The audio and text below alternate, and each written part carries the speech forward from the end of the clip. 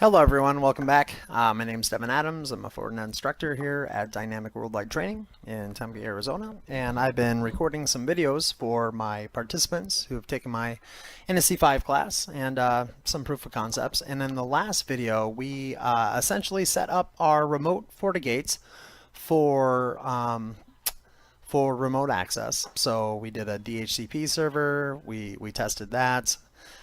We also named some interfaces. But from there, essentially, that's all we could do from a device settings level, because when we went to go import it into our ADOM database, it said, sorry, but there's no policies being used. So, but that was okay. So in this video, we're going to borrow the initial configuration from our local FortiGate. We can also do it from scratch, doesn't matter. So, but I'm going to show you how you can recycle those. Anyway, my 3-year-old keeps busting in. Anyways, in this video, we're going to borrow the initial configuration from our FortiGates, or we can also build one from scratch. It doesn't matter, because we can have as many policy objects as we want, or not policy objects, but packages as we want. We just happen to have one already on our local FortiGate. So this video is actually pretty important, because this is where the magic of the FortiManager starts coming into place, and that is dynamic mapping. So we're going to do some dynamic mapping of some objects. We're going to set some targets, and we're going to see how we can get that remote FortiGate up and running. So let's go ahead and log into our FortiManager. So where's my PC here? All right, and here's our device manager, and you'll notice that we did not get that remote FortiGate to import it through. Okay, so what we're going to do here is we're going to go to Policy and Objects, all right, and we're going to borrow our local FortiGate's initial configuration. Now, our local FortiGate's initial configuration is just basic stateful access, all right, so going from the LAN to the WAN, and then our local FortiGates, and then destination all, internet's a big place, all right, services all, no authentication, except pretty sure there's some notching rules happening there. Okay, so let's go ahead and borrow it. So I'm going to right click and I'm going to say clone package. All right, and instead I'm going to call this remote FortiGate.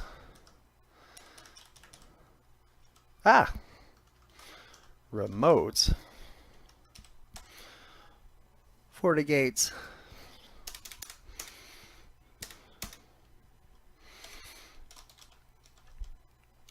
initial. There we go. We're going to hit OK.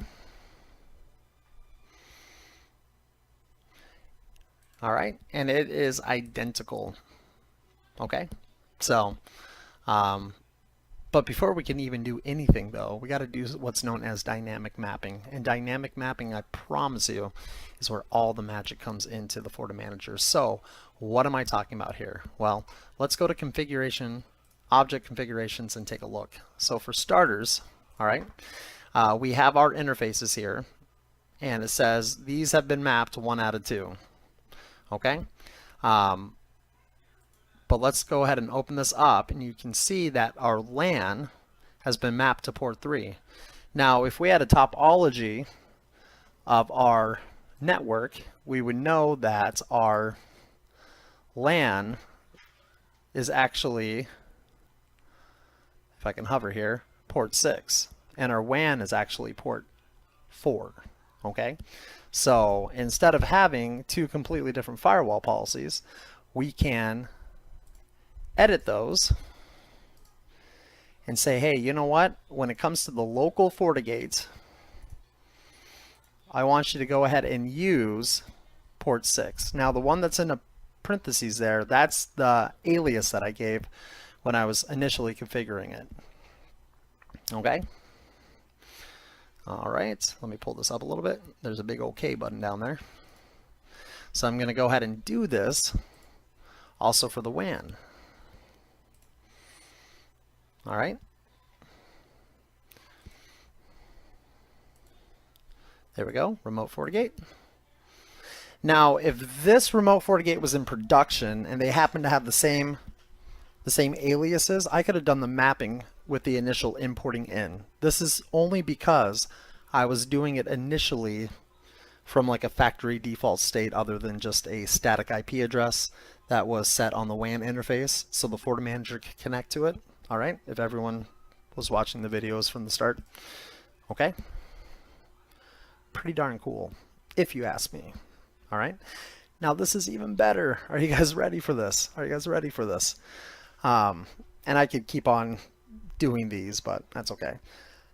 I am going to go to my objects, configurations, firewall, and for my addresses, my local LAN, oh, I apologize, my local LAN, I'm going to edit this one, and I'm going to say, hey, you know what? There is dynamic mapping. And I'm going to hit create new, and I'm going to say for my remote FortiGate, it's going to be 10.10.20.0 with a /24. Okay? Now, if it does not have a device assigned to it, it's just going to use the default. And because the LAN object came from my local FortiGate, I technically don't need to put my local FortiGate in here. Okay, so I'm going to say, all right. And now we have a dynamic firewall object. Okay, so this is all going to come into play in a little bit. But now that we have those dynamically mapped, I can go back to my policy packages.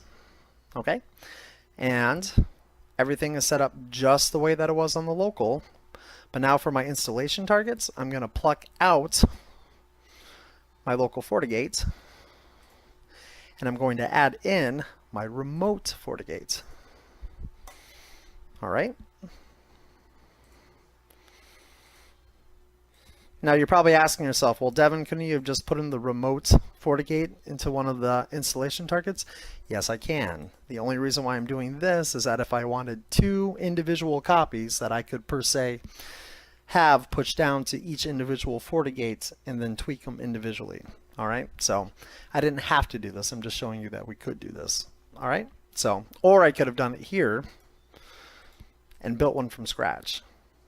All right. Let's see if it worked. Are you guys ready? Let's go to install. We'll go to the install wizard. We're going to say the remote FortiGate. And here's that revision. If you guys think that you are going to affect the ADOM database, you can. I'm going to skip that. You can also schedule the install for after hours or a maintenance window. We'll hit next. See how it automatically found the remote FortiGate? We hit next. It's going to go through a preview. All right. And the preview came up. It looks like our tunnel is up. Let's do an install preview and see if it errors out. It could, I don't know. It says that it was okay. Okay, sounds good to me, right? So let's go ahead and install it. So it is now pushing down that remote FortiGate settings.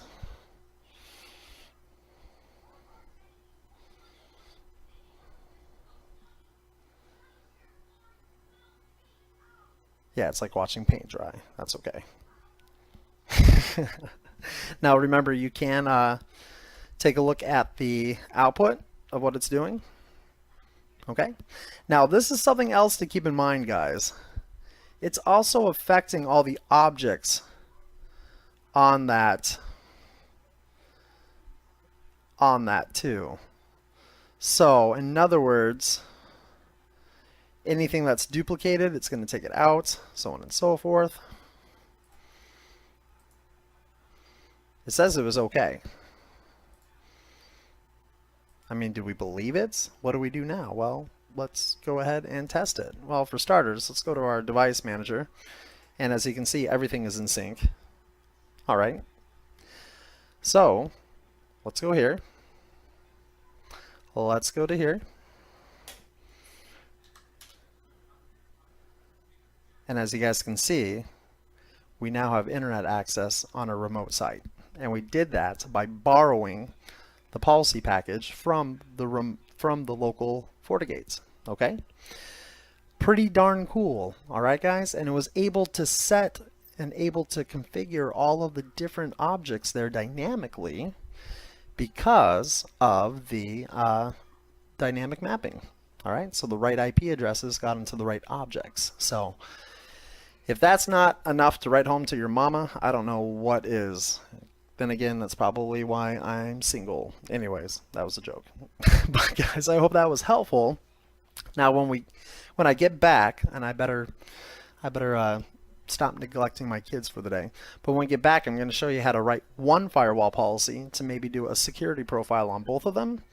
And we can push that down to a couple of FortiGates. And I'm just going to keep on challenging myself in this lab to see what I can do with these free VMs. And just I'm just kind of rolling with this. So if it was helpful, if it wasn't helpful, let me know. And we'll go forward after that. So, all right, guys, thanks a lot. Take care.